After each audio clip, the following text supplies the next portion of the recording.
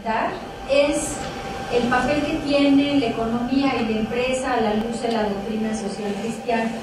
Advierto que en este sentido, y sin que uno pueda verdaderamente saborear los textos, pues tiende a ser un poco árido, pero la idea es nada más plantear dónde queda ubicada la economía y la empresa en lo que es la doctrina social cristiana. Y hay que decir que la doctrina social cristiana se ha visto como un apéndice, ¿no? Casi que del catecismo, es decir, sin reconocer que es fundamental, ¿no?, que el magisterio social de la Iglesia para poder ubicar pues todos estos temas en el mundo contemporáneo. En su propósito de contribuir a la construcción de una sociedad más justa, la doctrina social de la Iglesia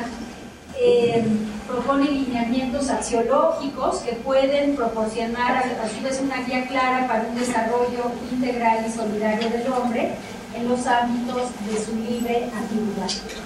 El amplio y complejo mundo de la economía, particularmente el de la empresa, representa un gran desafío no solo para los países en vías de desarrollo, sino también para las sociedades desarrolladas o prósperas. El principal desafío no es técnico, sino nociológico o de concepción de las cosas,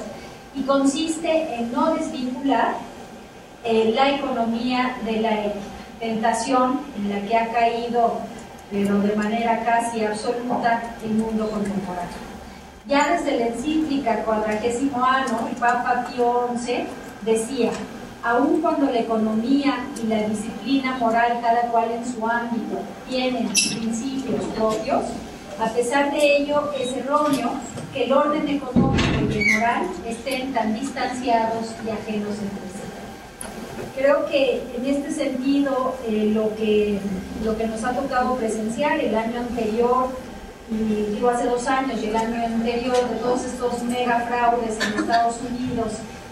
de la crisis inmobiliaria, tiene que ver, en un diagnóstico muy preliminar, con esta desvinculación de la economía y la ética. En su más reciente encíclica, el Papa Benedicto XVI, encíclica a la que hacía alusión Jorge Vasconcelos en el panel anterior, Caritas in Veritate, afirma que la economía tiene necesidad de la ética para su correcto funcionamiento, no de una ética cualquiera, sino de una ética que esté centrada en la persona. El primer rubro que plantearé aquí es una economía al servicio de la persona humana.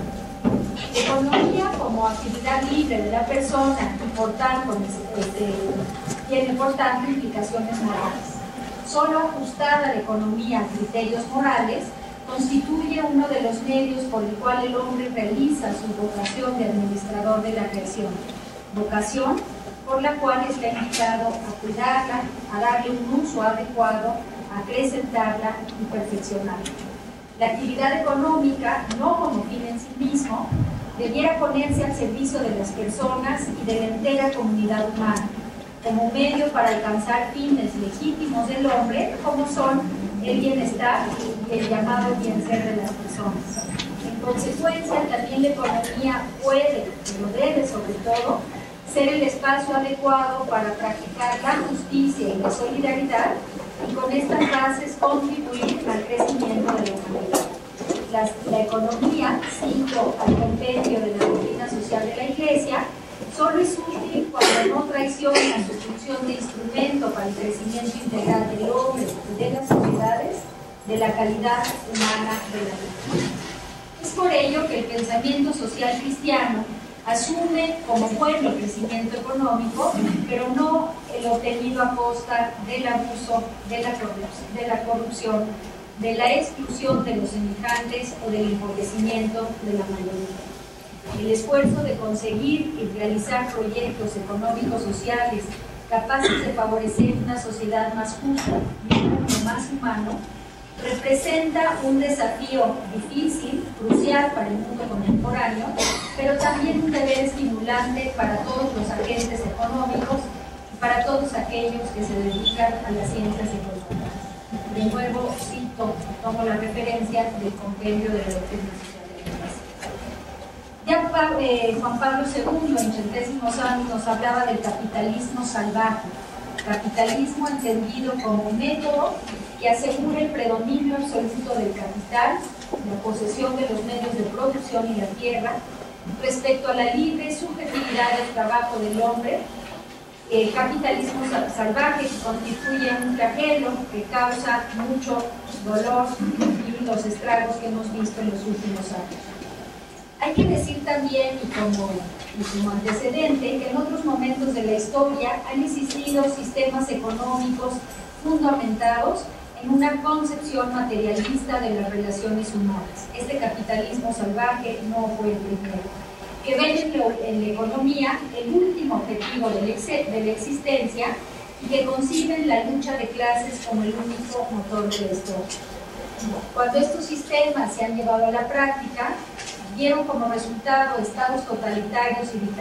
dictatoriales que vulneraban la dignidad de la persona humana, la libertad de iniciativa y además concentraban todas las decisiones económicas en el gobierno, en el Estado,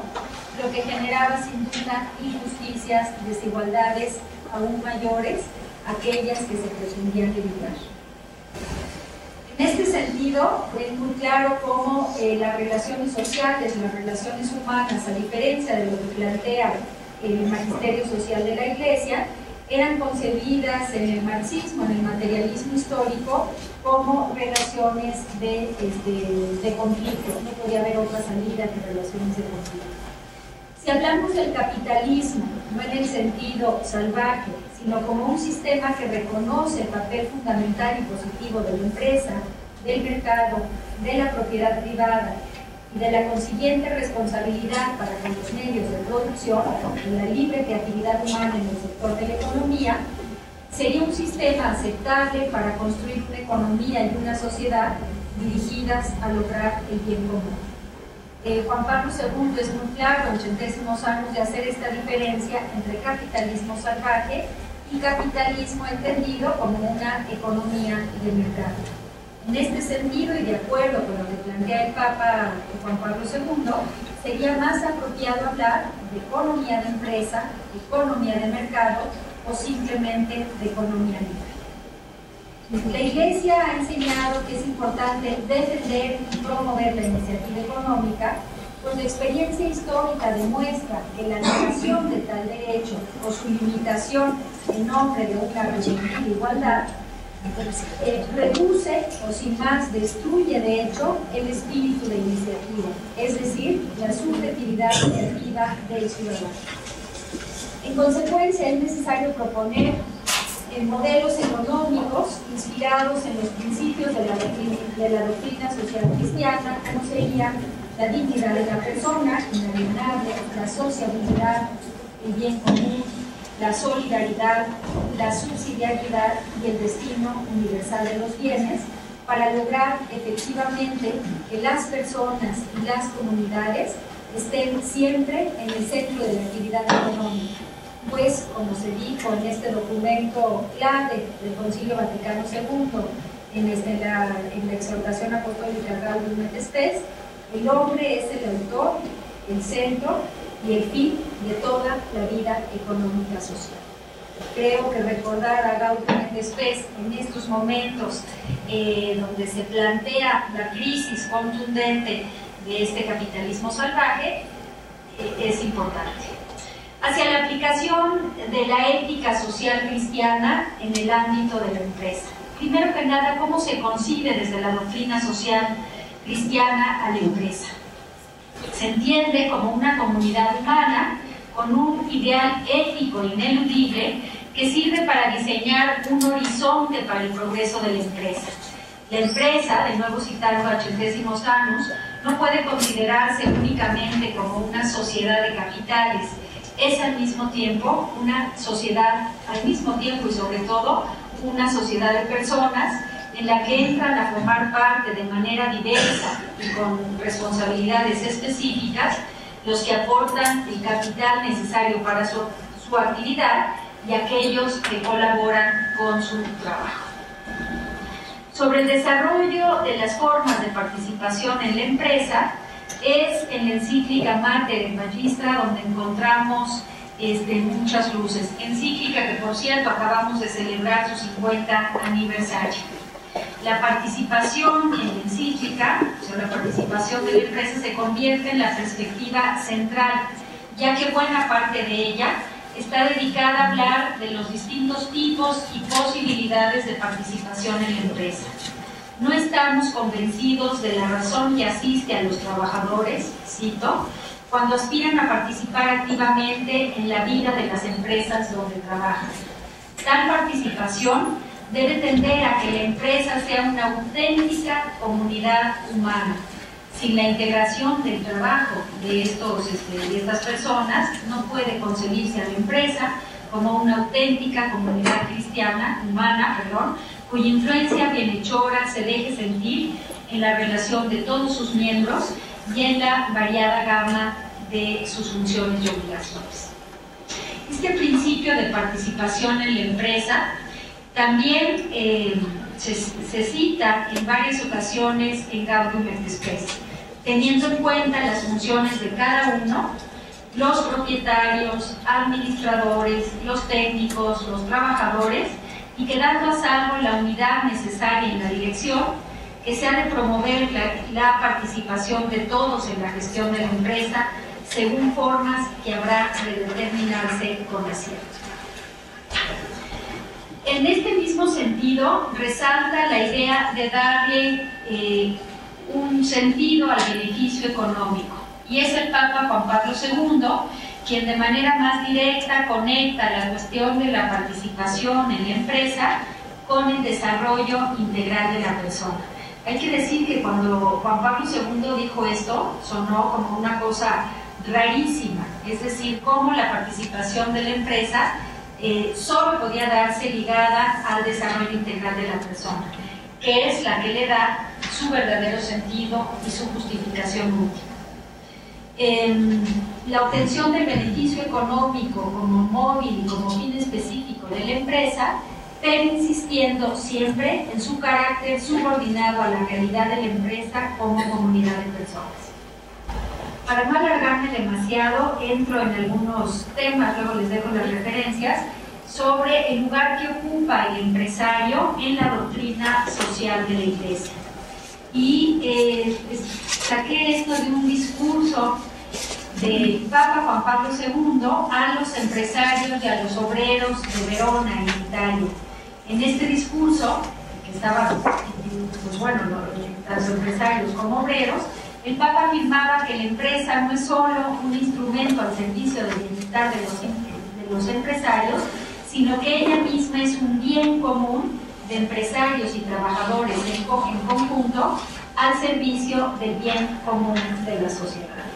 Como me quedan 5 minutos, voy a abreviar un poco. La empresa tiene también la obligación de contribuir, según el magisterio social de la Iglesia, en la medida de lo posible, a obras educativas, asistenciales, cívicas o de cualquier otra índole que beneficien a la comunidad, aportando su liderazgo social y sus recursos a crear condiciones que hagan posible la construcción de una sociedad más justa. Y creo, aunque no es el tema específico que me toca, que a partir de esta cita podemos ver la importancia de rescatar de la doctrina social de la Iglesia en una facultad de negocios, preparando su diario, su programa. Y les pongo un ejemplo para que veamos la relación que tiene esto en el momento actual. Uno de los signos característicos del contexto de la globalización en el que estamos inmersos es sin duda la revolución de las tecnologías comunicativas. Los datos duros del crecimiento en el número de usuarios de Internet en los más o menos 30 años que lleva de existencia, si los confrontamos con otros datos sobre el acceso a la educación superior en México, muestran mejor que otros ejemplos lo que significa ser excluido de la posmodernidad. Y creo que son una interpelación importante para una facultad de negocios en una universidad de identidad católica como es la Anáhuac del Sur. Existen más de 190 millones de usuarios de Internet en todo el mundo, de los cuales más de 700 millones son asiáticos, 170 proceden de Latinoamérica y el Caribe. En México, solo el 30% de los jóvenes entre 19 y 24 años tienen acceso a la educación superior, lo que significa que solo 2 de cada 10 jóvenes, contrario a las cifras oficiales, podrán aspirar a ella, a diferencia, por ejemplo, de los países nórdicos, en los que el acceso a la educación superior es del 80%, siendo el promedio mínimo señalado por la UNESCO del 40%. Aquí tenemos un reto importante a nivel de formación en las universidades mexicanas y específicamente en las universidades católicas. De llegar a democratizarse el acceso a la información, Internet sería sin duda un poderoso motor de desarrollo, pero en la medida en que esta situación no se dé, solo podrá contribuir a hacer más amplia la brecha entre los que pueden y no pueden, los que saben y no, entre aquellos que tienen motivos para la esperanza y los que los han perdido o nunca los tuvieron. El empresario como líder social formado en una universidad católica, en la Facultad de Negocios de una universidad católica como es la Universidad Anáhuac, por su preparación, por su autoridad y recursos, está en posibilidad de crear las condiciones que propicien una economía al servicio de la persona. Está obligada a contribuir a la construcción del bien común y de un mejor orden social. ¿Cómo sería, cómo podríamos imaginar este orden social? Uno, en el que la dignidad de cada persona, aún el más modesto, sea reconocida, aceptada y protegida, en la que se despierre la pobreza extrema, en la que la lucha de clases que proponía el materialismo histórico, el marxismo, sea sustituida por la colaboración de todas las personas y grupos, en la que sea posible avanzar hacia esa meta luminosa del Evangelio de que los hombres seamos hermanos en la más espléndida y alentadora fraternidad. Aún asumiendo la globalización como principio de realidad, habría que estar vigilantes, me parece, de no hacer depender la educación en exclusiva de sus criterios, que si solo lo logramos unos cuantos, hay que reconocerlo, es que no lo hemos logrado. Como dice don Lorenzo Servitje, un empresario que ha hecho de la doctrina social de la Iglesia su faro, los empresarios cristianos tienen que llevar a la vida de la empresa un suplemento de alma, ese algo más de confianza, de entrega, de alegría, de espíritu de justicia,